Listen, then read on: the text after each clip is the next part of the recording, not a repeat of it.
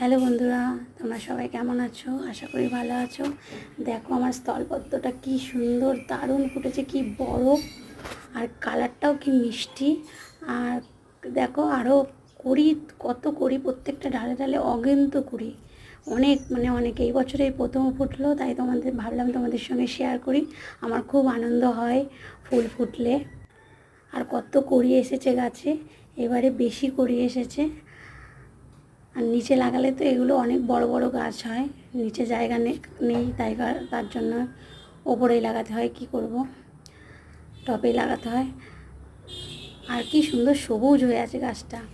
আর এদিকে দেখো লঙ্কাও ধরেছে, অনেকগুলোই লঙ্কা ধরেছিল, আমি দু চারটে তুলে নিয়েছি। আর এগুলো কালো লঙ্কা, দেখতে খুব সুন্দর আর খেতেও খুব সুন্দর। গাছটায় রোগ ধরে গেছে, তো আমি ওষুধ দিয়েছি, এখন সেরকম পিঁপড়ে